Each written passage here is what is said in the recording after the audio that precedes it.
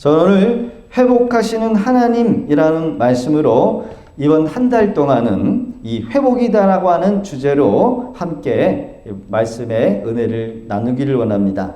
이 회복, 여러분들의 삶 가운데 회복의 역사가 있기를 주 이름으로 축복합니다. 이 회복이라고 하는 말은 잃어버린 것을 되찾다 또는 정상적인 상태로 되돌려 놓은 상태, 이것이 이 회복의 의미라고 합니다. 그러기에 성경의 중요한 주제가 바로 회복이에요. 어떻게 보면 성경 전체 주제가 뭐예요? 회복이다, 이렇게 말씀드릴 수 있습니다. 사람이 범죄함으로 말미암아 관계가 깨졌습니다. 첫 번째로는 하나님과의 관계가 깨어졌고, 그리고 사람과 사람의 관계가 깨어지고, 사람과 대자연 만물이 깨져버렸어요. 그러게 하나님께서는 이 관계를 회복시키시려고 사람의 모습으로 이 땅에 오셔야만 했다라는 겁니다. 인간이 해결하지 못한 이 죄의 문제, 죽음 너머의 영원한 이 영벌의 문제를 해결하시기 위해서 예수님이 십자가 위에서 죽으셨다라는 거예요. 오늘 하나님의 회복에 대해서 하나님의 말씀을 우리가 듣기를 원합니다. 하나님께서 우리에게 주시는 회복이 어떤 것일까? 여러분, 본문의 말씀을 살펴보면서 여러분, 회복의 역사가 우리 삶 가운데 있으시기를 주 이름으로 축복합니다. 그러면 회복은 바로 첫 번째가 뭐냐? 말씀이 들려져야 한다는 거예요. 뭐가 들려져야 된다고요? 말씀이. 내가 내게 진실한 모든 복과 저주가 내게 임함으로 내가 내 하나님 여호와로부터 쫓겨난 모든 나라 가운데서 이 일이 마음에 기억이 나거든. 너와 내 자손이 내 하나님 여호와께로 돌아와 내가 오늘 내게 명령한 것을 온전히 따라 마음을 다하고 뜻을 다하여 여호와의 말씀을 정종하면. 그래서 여러분, 어떻게 보면 신앙생활에 제일 중요한 것이 있다라고 하면 여러분 뭐냐면 말씀이 들려져야 한다는 거예요. 여러분, 말씀이 들려지십니까? 이 강단에서 흘러나오는 이 목사의 말씀이 들려져야 한다는 거예요. 그래서 말씀이 들려지지 않으면 그때부터 우리의 믿음이 점점점 사라집니다. 영적으로 답답함이 찾아올 수밖에 없어요. 그래서 여러분, 제일 중요한 것이 뭐냐? 말씀이 들려지느냐 안 들려지느냐, 이게 중요해요. 인터넷 유튜브를 보니까 생후 2개월밖에 안 되는 샤롯이라고 하는 아기가 있었는데 태어날 때 청각장애를 가지고 태어나더라고요. 근데 보니까 엄마가 들어서 얘기를 했는데 아기가 못 알아먹어. 그러니까 알고 보니까 아기가 청각장애가 있었던 거예요. 그래가지고 장치를 껴가지고 귀에다가 탁 댔는데 장치를 끼자마자 엄마가 아기 이름을 부르니까 아기가 반응을 하는 거예요. 할렐루야. 원래 동영상을 준비했는데 괜히 또 동영상 보면은 마음이 뭉클해질까봐 제가 그냥 사진으로만 돌렸어요. 목소리가 들려지기 시작하면서 아기가 엄마 반응을 하는 거야. 반응을. 얼마나 이쁘든지. 하나 더 낳고 싶어. 저는 이 장면을 보면서 영적으로 어두웠던 우리의 인생이 말씀을 전하는 선지자들의 말씀을 통해서 하나님의 말씀이 들려지고 영적으로 깨어나는 것과 같다라고 저는 봤어요. 하나님의 말씀이 들려진다라고 하는 의미는 설교 말씀만 이야기하는 것이 아닙니다. 구원받은 성도의 삶에 하나님의 간섭하심이 세밀하게 민감하게 느껴지는 거, 여러분, 이것이 하나님의 말씀이요, 음성이요.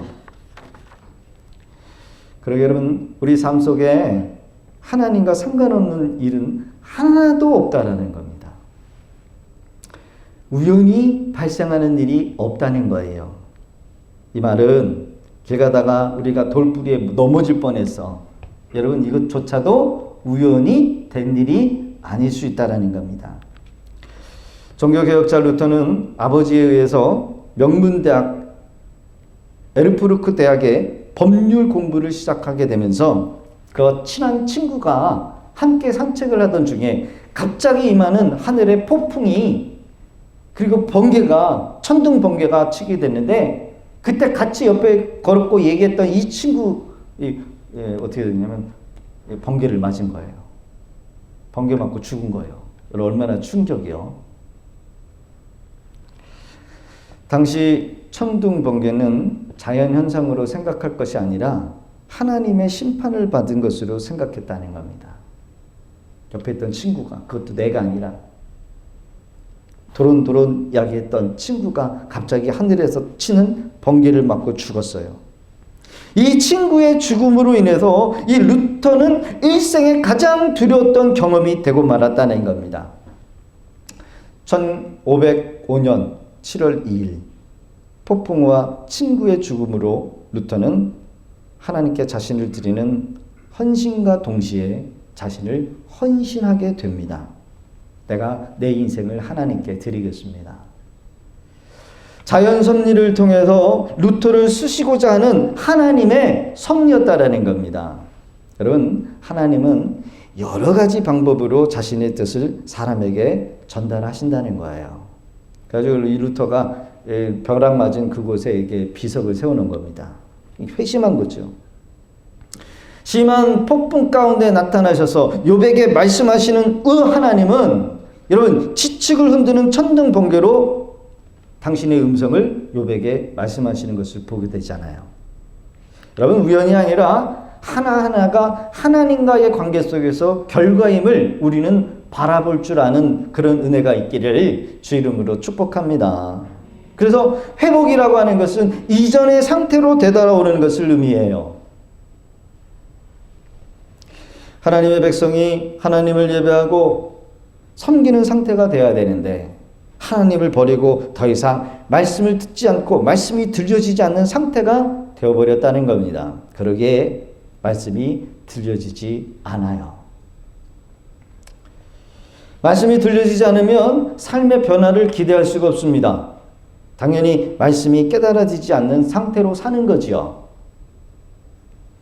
여러분, 말씀이 들려지지 않는 상태는 여러분 징계 중에 중징계라고 합니다.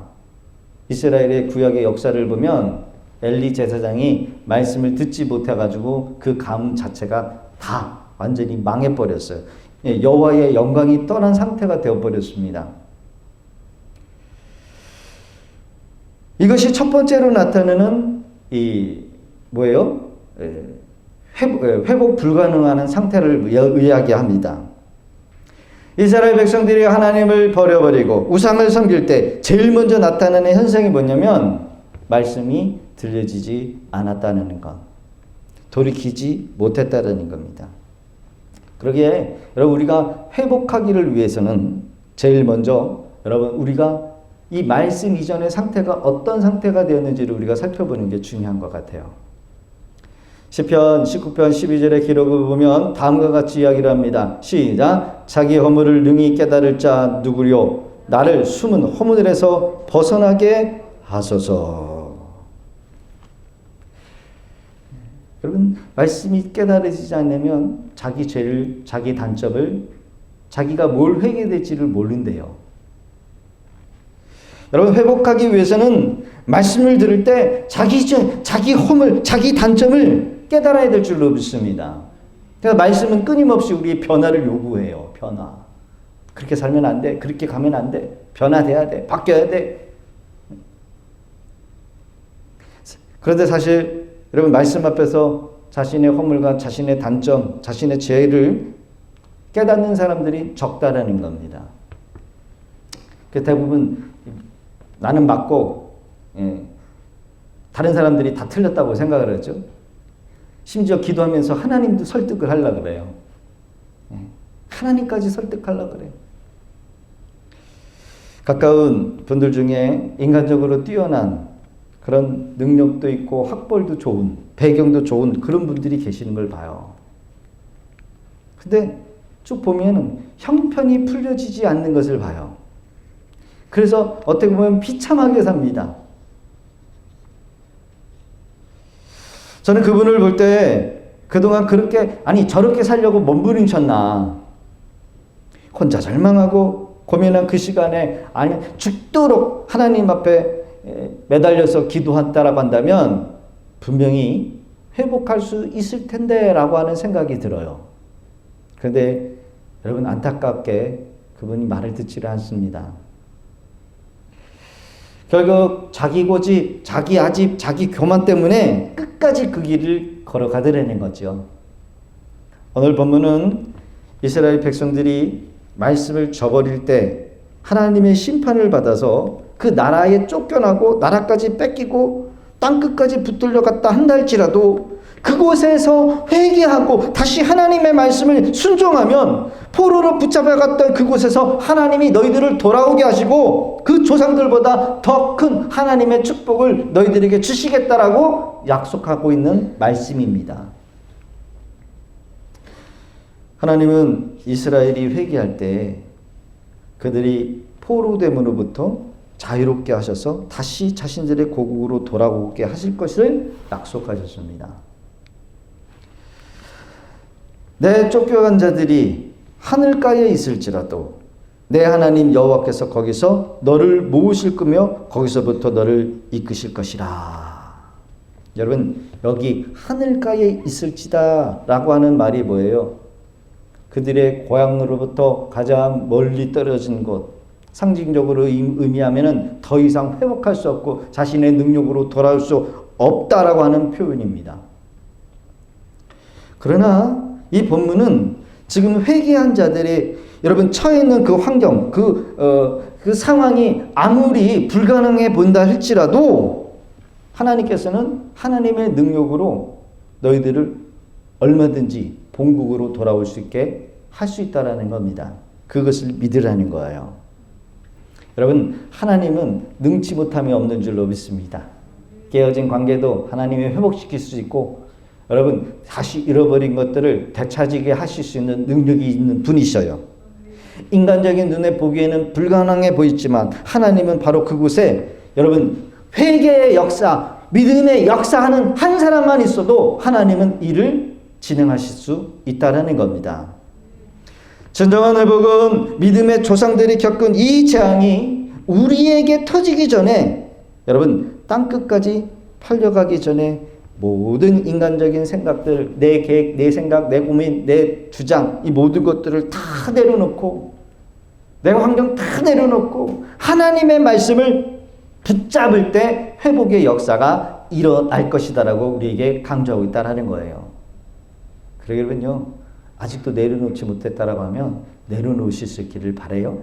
아직도 기대할 것이 있다라고 하면 여러분 빨리 포기하실 수 있기를 바랍니다. 뭘 잡으라고요? 뭘 잡으라고요? 하나님의 말씀. 할렐루야! 이렇게 비참한 가운데 있을지라도 회복될 수 있는 것은 우리가 하나님을 바로 알고 바로 믿게 되면 하나님께서 회복시켜 주시겠다라는 말씀입니다. 회복하기 위해서 항상 하나님의 말씀에 여러분 민감한 상태가 돼야 돼요. 민감한 상태. 민감하기 위해서는 작은 죄라도 소홀히지 않는 그런 말씀에 대한 민감함이 있어야 됩니다. 여기서 34장 31절과 32절의 기록을 보면 이 욥이 어떻게 동반의 의인이 되었고 하나님께로 인정받은 사람이었는지를 우리가 볼 수 있어야 합니다. 같이 한번 읽어볼까요? 시작. 그대가 하나님께 아뢰기를 내가 죄를 지었사오니 다시는 범죄하지 아니하겠나이다. 내가 깨닫지 못한 것을 내게 가르치소서. 내가 악을 행하였으나 다시는 아니하겠나이다 하는가. 신앙생활 중에 말씀에 변화되기보다는 엉터리로 믿어서 인생의 밑바닥까지 떨어지는 그런 경우를 많이 봅니다. 예수를 믿긴 믿어요. 교회는 나오긴 나와요. 그런데요, 엉터리요. 여러분 부실공사하면 어떻게 돼요? 여러분 부실공사하는 데 들어가서 살 수 있겠습니까? 막 벽에 금이 가고 바닥이 꺼지고 계단이 막 하나씩 무너지고 창문이 떨어지고 이런 부실공사, 엉터리. 믿으려면 잘 믿어야 돼요.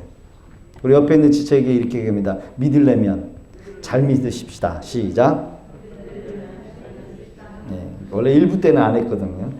대본에도 없는 건데 마음에 감동이 와서 부실공사하면 안 돼요. 믿음도 부실공사가 있어요.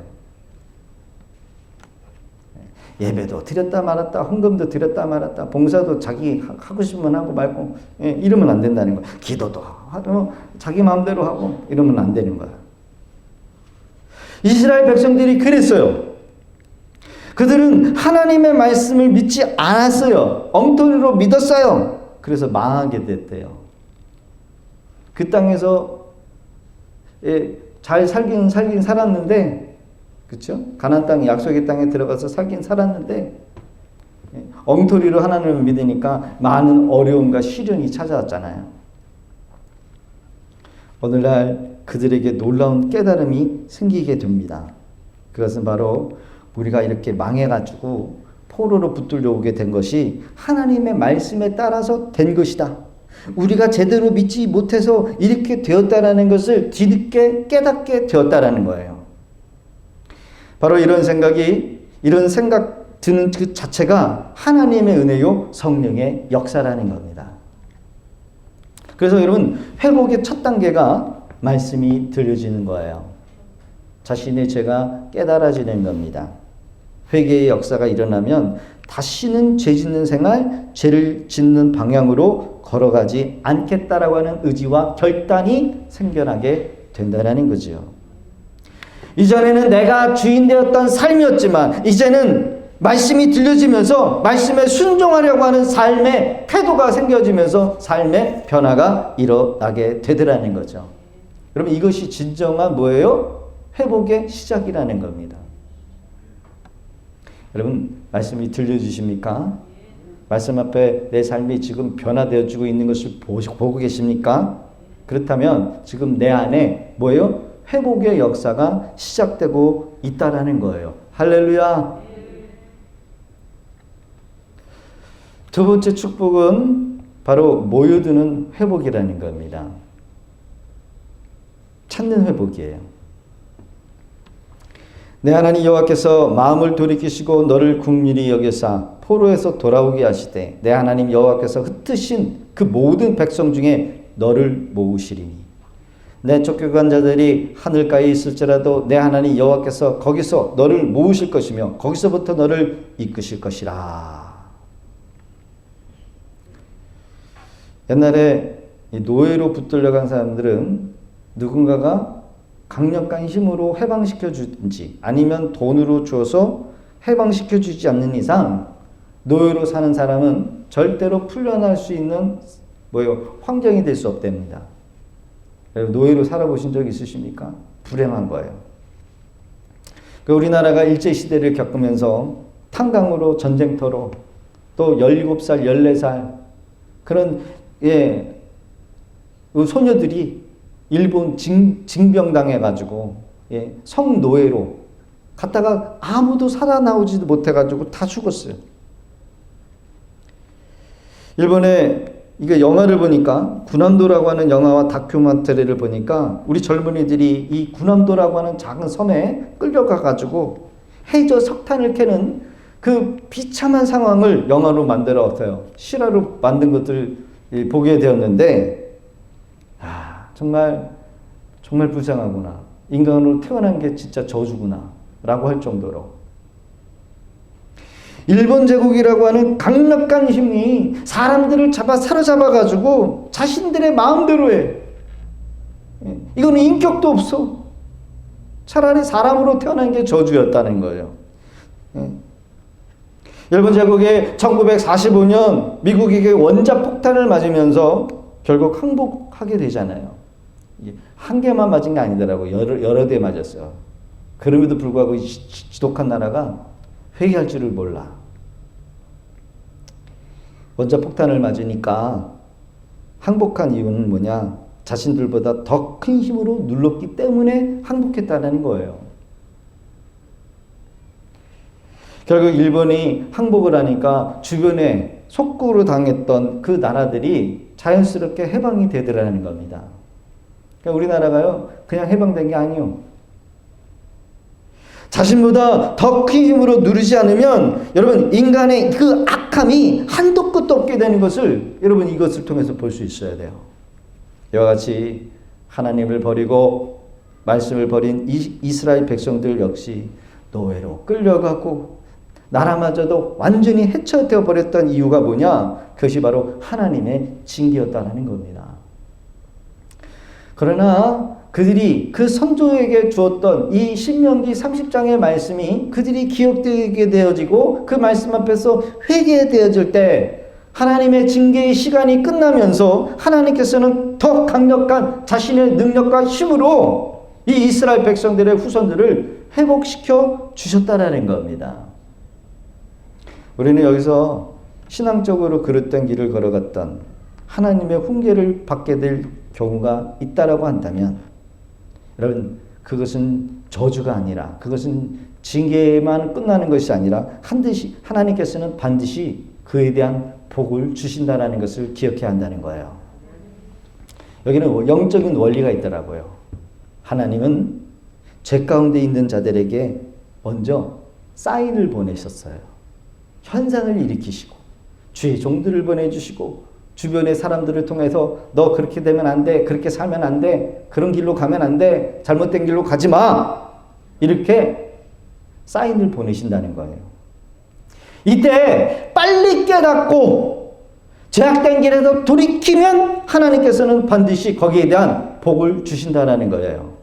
8절 같이 해볼까? 8절 9절 10절 시작. 너는 돌아와 다시 여호와의 말씀을 청종하고 내가 오늘 내게 명령하는 그 모든 명령을 행할 것이라. 내가 내 하나님 여호와의 말씀을 청종하여 이 율법책에 기록된 그 명령과 규례를 지키고 내 마음을 다하여 뜻을 다하여 여호와 하나님 내게 돌이키면 내 하나님 여호와께서 내 손으로 하는 모든 일과 내 몸의 소생과 내 가축의 새끼와 내 토지의 소산을 많게 하시고 내게 복을 주시되 곧 여호와께서 내 조상들을 기뻐하신 것과 같이 너를 다시 기뻐하게 하사 내게 복을 주시리라. 아멘. 회복 중에 흩어졌던 일들 하나님께서 회복시키시겠다라고 하는 말씀입니다. 관계가 깨어져서 더 이상 꿈도 꿀 수 없고 과정도 깨지고 공동체도 사라졌다라고 한다면 하나님께 돌이키는 자에게는 이러한 은혜를 주시겠다라고 하는 약속의 말씀이라는 거예요. 그게 바로 4절과 5절. 어떻게 할 때? 신명기 30장 3절의 기록처럼 내 하나님 여호와께 먼저 마음을 돌릴 때, 마음을 돌리는 게 중요한 것 같아요. 하나님께 마음을 돌리게 될 때 하나님께서도 마음을 돌이키시겠다라고 하는 약속의 말씀이다라는 겁니다.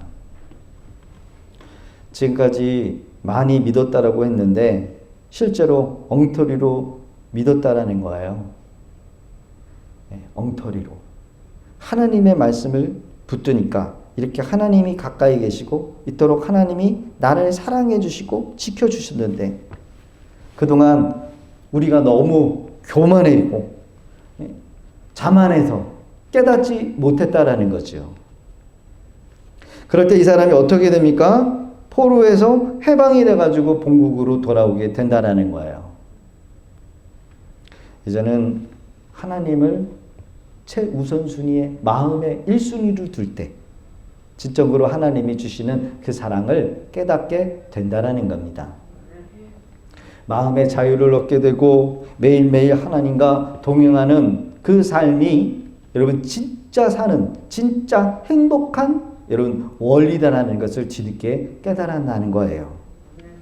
사랑하는 성도 여러분, 하나님을 1순위로 두실 수 있기를 바라요. 하나님을 삶의 1순위를 둘 때 여러분 그때서야 하나님의 회복의 역사가 일어나게 되는 것입니다. 이것은 하나님이 하신 약속이에요. 세 번째로는 열매가 풍성해지는 회복을 경험하게 된다는 거예요. 내 하나님 여호와께서 내 손으로 하시는 모든 일과 내 몸의 소생과 내 가축의 새끼와 내 토지의 소산이 많게 하시고 소산을 많게 하시고 내게 복을 주시되 곧 여호와께서 내 조상들을 기뻐하게 한 것 같이 너를 다시 기뻐하사 내게 복을 주시리라. 듣기만 해도 복 받는 것 같아요. 그렇죠? 맨날 이런 복만 그냥 넘쳤으면 좋겠어요. 그냥 내 삶에. 여러분들도 그런 은혜가 있기를 주의 이름으로 축복합니다. 하나님의 회복은 여러분 육적인 것뿐만 아니라 영적인 회복이 있다라는 거예요.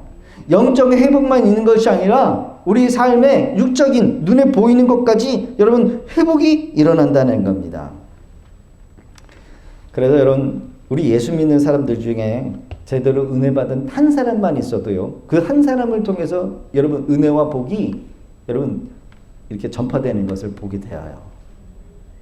여기 있는 시영선 목사가 복을 받으니까 우리 성도들이 복을 받잖아요. 할렐루야. 아멘. 여호와께서 내 조상들을 기뻐하게 하신 것 같이, 기뻐하게 하신 것 같이. 여기서 이 조상들 중 기뻐하시는 일이 누구를 가질까? 제가 좀 묵상해 보니까 저기가 아닐까, 야곱이 아닐까. 야곱은 에서 형의 장자권을 얻기 위해서 항상 애쓰고 힘을 썼던 사람이었어요. 야곱은 에서 형의 장자권을 얻기 위해서 당장의 눈에 보이는 복을 얻기보다는 아버지 이삭, 그 아버지 이삭에게 받은 영적인 복을 얻기 위해서 항상 노력했던 사람이었습니다. 결국 그 일이 형도 속이고 아버지도 속이고 받아냈습니까? 안 받아냈습니까? 받아냈어요. 여러분 그 장자권 여러분 뺏는다고 여러분 아우가 형 되는 일이 있어요? 없어요? 없지요? 그런데도 야곱은 믿음으로 정치에 냈다라는 거예요. 그까짓 게 그게 뭔데 축복을 받아가지고 장자권을 빼앗아가지고 기껏 도망치는 데가 어디냐면 라반 삼촌. 예. 삼촌을 만나니까 더해. 그렇죠? 야곱보다 더하고 리브가보다 더한 사람을 만났어요. 지독한 사람 만났어요. 그럼에도 불구하고 하나님께서 그 도주했던 그 야곱 라반의 집에서 여러분 야곱을 축복하셨어요? 안 하셨어요? 축복하셨습니다. 하나님의 복이 여러분 야곱에게 임한 것을 라반 삼촌도 보았어요.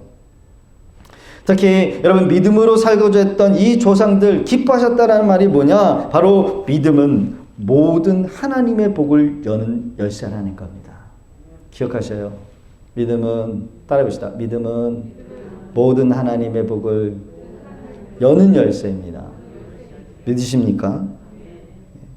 하나님의 복은 여러분 제대로 믿는 한 사람만 있어도 복의 영향력이 미쳐요. 사랑하는 성도 여러분, 이 세상은 믿음을 가진 저와 여러분들을 통해서 이 땅에 하나님의 복이 여러분 나타나는 역사, 임하는 역사가 여러분 일어나야 되는 줄로 믿습니다. 누구를 통해서? 믿는 나를 통해서. 내가 오늘 명령한 이 명령은 내게 어려운 것도 아니요 먼 것도 아니고 하늘에 있는 것도 아니고. 여러분 이 어렵다라고 하는 것이 무엇이냐? 이스라엘 백성들이 하나님을 우선순위로 두르고 살아갈 때 그들이 감당하기 어려운 대가를 지불해야 하는 것이 아님을 말하라고 했어요. 아님을. 우리가 마음만 있으면 원하면 언젠가 이 모든 것들을 행할 수 있는 것을 주셨다라는 거예요. 행할 수 있는 것을 주셨다. 하나님의 말씀에 순종하듯 아니면 불순종하는 것, 우리의 의지에 달려 있다라는 겁니다. 믿으면 복이지만 믿지 않냐면 복이 될 수가 없어요. 하나님을 제1순위로 섬기고 하나님을 위해서 사는 것이 우리에게 복이 되지만 그렇지 않으면 그것 또한 우리의 의지에 달려 있다라는 겁니다. 어떤 사람이 꿈을 꿨대요. 매일마다 악몽을 꿉니다. 꿈에 신비로운 보자기로 얼굴을 감춘 어떤 존재가 자꾸 꿈속에도 나타나는 거래요. 근데 자기를 도와주는 게 아니라 시시탄탄 이 사람이 하는 것을 방해를 하는 거예요. 어떨 때는 자신이 모아놓은 모든 재산을 그 사람이 뺏어가기도 하고, 어떨 때는 분명히 기쁜 일이 있는데 그 기쁨을 누리지 못하고 마음 가운데 불안함과 공포를 심어주기도 했다 합니다.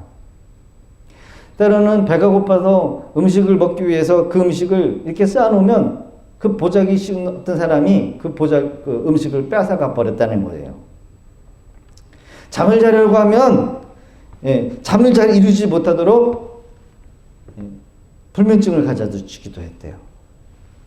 어느 날은 세상의 명성과 영광을 얻으려는 그런 순간에 이 사람이 찾아와 가지고 다 뺏어가 되려는 겁니다. 하루는 결혼식을 올리는 꿈을 꾸게 되는데 사랑하는 신부의 손을 잡고 결혼식장 예식을 하러 들어가고 또 서약을 하는 그 순간에 그 보자기 쓴 그 남자가 이 결혼을 이루어질 수 없다라고 소리치면서 결혼을 방해되라는 겁니다. 비록 꿈속이지만 집요하게 계속 괴롭히는데 더 이상 참을 수가 없어서 이 사람이 이렇게 외쳤답니다. 도대체 너는 누구냐? 그 존재가 갑자기 나타나게 되면서 가려졌던 그 보자기가 싹 벗어지게 되면서 놀라운 장면이 펼쳐졌는데 감춰졌던 그 얼굴은 다름 아닌 누구였어요? 자신의 얼굴이었어요. 누구라는 겁니까? 자신이라는 거예요. 누가 나를 비참한 자리로 몰아넣는가? 여러분, 우리가 기억해야 될 것은 내 인생을 방해하는 존재는 외부에 있는 것이 아니라 바로 나 자신일 수 있다는 겁니다. 여러분 행복하십니까? 어려운 가운데서도 여러분 행복하면 그거는 여러분들이 진짜 행복한 거예요. 그러나 좋은 환경이 있음에도 불구하고 나는 안 행복해. 그럼 여러분 스스로가 행복하지 못하도록 만들어가고 있다라는 겁니다. 누가 나를 망하게 했습니까? 누가 나를 비참한 자리로 몰아넣습니까? 그렇게 할 수 있는 사람은 아무도 없어요. 내 스스로라는 거예요.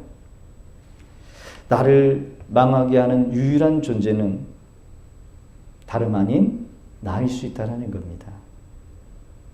여러분 이 사실을 잊어서는 안 돼요. 나를 향한 우리의 시선이 하나님을 향하게 될 때 여러분 그때부터 우리의 심령이 회복되어지는 줄로 믿습니다.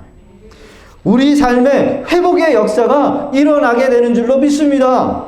오늘 말씀처럼 말씀이 들려지고 말씀대로 살려고 애를 쓴다라고 한다면 여러분 하나님은 회복시키실 거예요.